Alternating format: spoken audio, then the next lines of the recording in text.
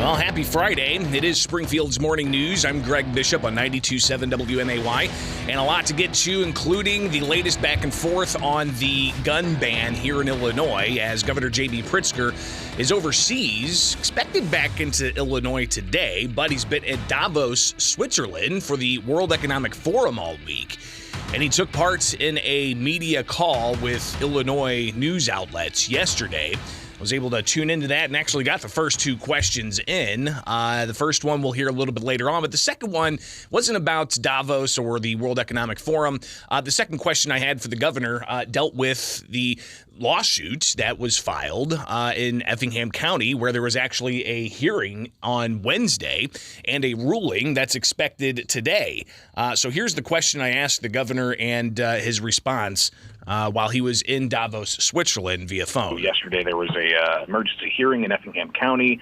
The plaintiffs in the case say that they're confident they're going to get a temporary restraining order only for those affected clients of Attorney Thomas DeVore. Your thoughts on the trajectory of your gun ban in the courts? Look, the state has a lot of experience litigating over legislation or actions that a small minority oppose.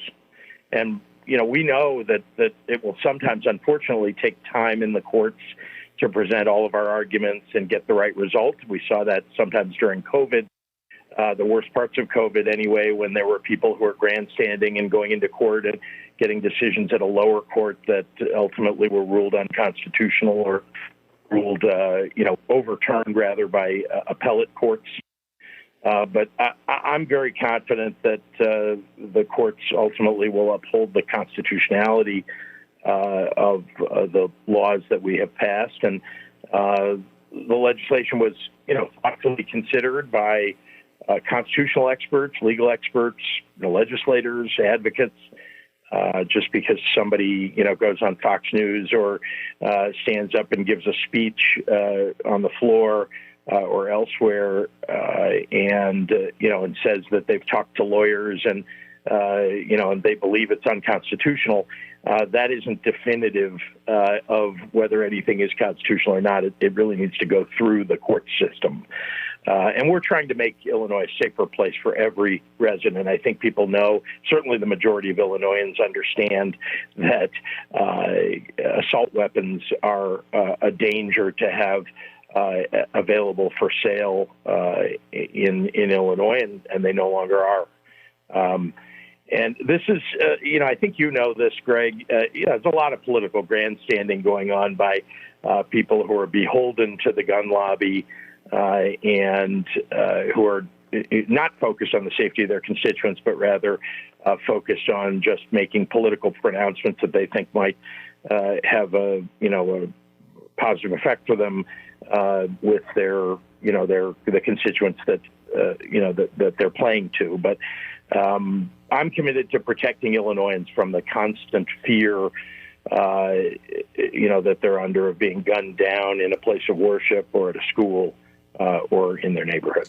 So again, that was Governor J.B. Pritzker's response to my question yesterday when he was in Switzerland at the World Economic Forum, having a conference call with members of Illinois' media.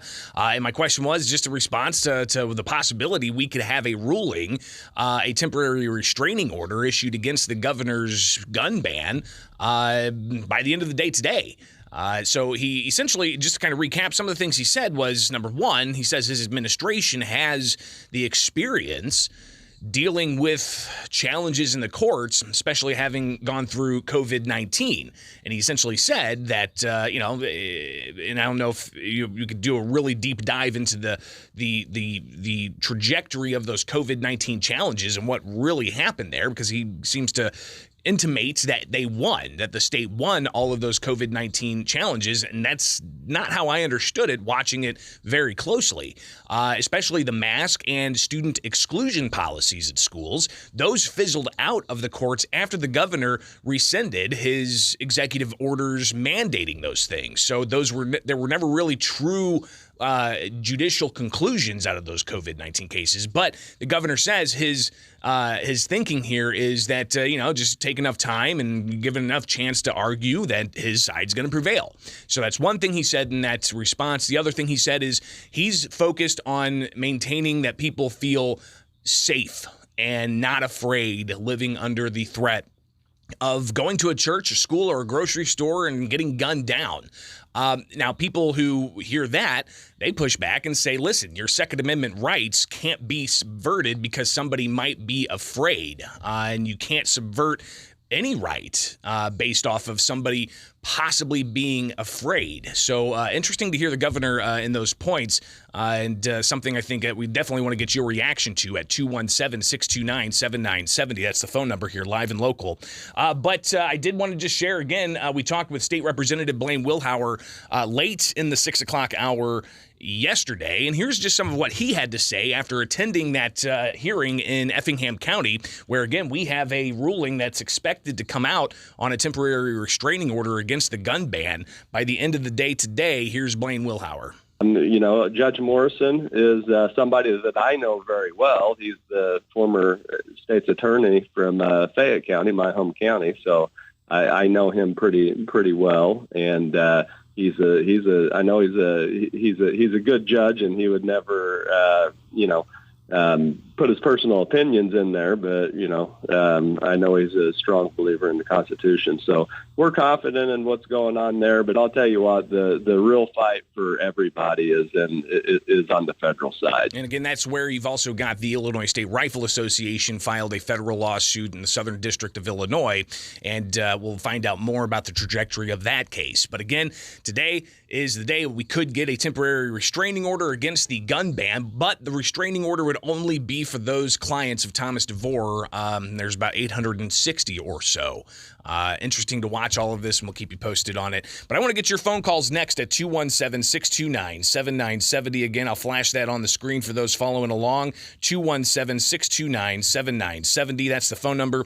Live and local here with Springfield's Morning News on WMAY. Let's get to your calls next on this early Friday morning. And it is pretty early now, 6:17. Let's take a look at Springfield's dependable. We know that it will sometimes, unfortunately, take time in the courts to present all of our arguments and get the right results. We saw that sometimes during COVID. Very confident that the courts ultimately will uphold the constitutionality of the laws that we have passed. And obviously, we all remember they trashed it during COVID. They trashed it with their Safety Act. And now they're coming after the guns. And we just said that there's 2.5 million legal gun owners. If J.B. Pritzker thinks he's going to come make us register our legally obtained firearms, then we're not going to comply with that. Right, because let's get the your phone calls at 217-629-7970. We've got one standing by here with Springfield's Morning News. I'm Greg Bishop. Good morning. Thanks for your patience. What's going on? Your thoughts about all this? It makes me slightly nauseous every time I hear J.B. Pritzker say the word constitutionality, because this gun ban, it laughs in the face of constitutionality. The Second Amendment is the most shortest and directest right we have. There's not a lot of gray area there. It doesn't say you can only have a gun for hunting. You can only have a single shot gun. It doesn't say anything.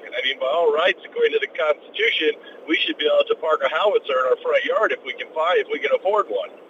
But I hope it's all going to just go through and it'll be deemed unconstitutional. It'll go away. But then he'll fire something else up. My thought is this is his launching platform for his presidential bid. He's over in Davos, mixing with the people who want to destroy the world. And I think he wants to take over all world power. And I think this is his launching pad. He's going to use this when he loses in the Supreme Court. He's going to use that as a campaign point, saying we need more people on the Supreme Court that think like the rest of America. Or he'll use something like that.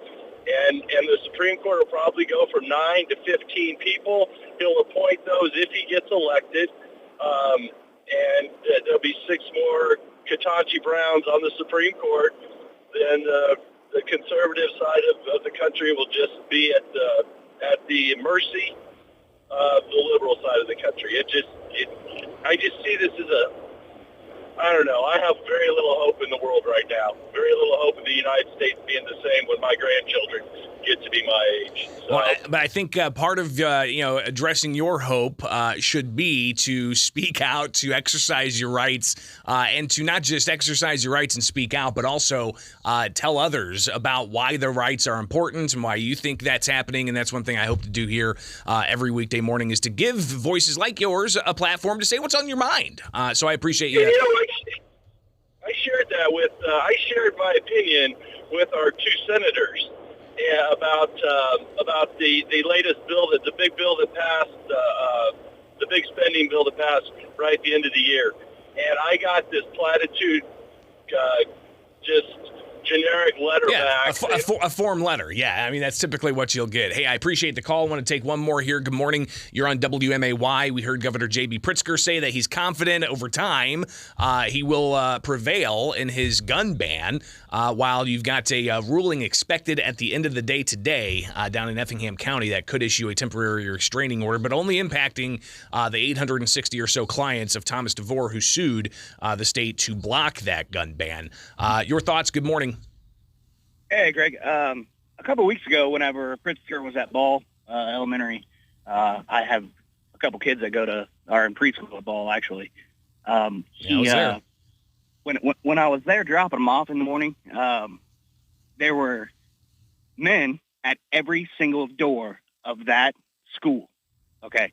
And it's pretty sad that the safest school in the nation at that moment was one where J.B. Pritzker had armed people guarding him. And it's just a sad, sad situation. Yeah, while he talks about saying that he wants to ensure that people don't live under fear of being gunned down at a school, at a church, at a grocery store, he's got well-armed security, which, by the way, taxpayers are paying for while he's over in Davos, Switzerland. That was something else he talked about briefly yesterday on the press call he took part in. Hey, I appreciate the calls. Got to take a break. It is Springfield's Morning News. We will talk more about this and Davos and the latest out of Graham Correctional Center. Also, you've got jail inmates that we'll talk about. Just so much to get to on this Friday. Thanks for hanging out. You can always follow along. Bishop on Air on Twitter, YouTube, Facebook. Honestly, I haven't really been using Facebook too much just because Twitter's on fire. So follow me on Twitter, Bishop on Air, all one word, and you'll be able to find us. But also you can follow me on YouTube, where you can subscribe and watch and follow along. It is Springfield's Morning News on WMA.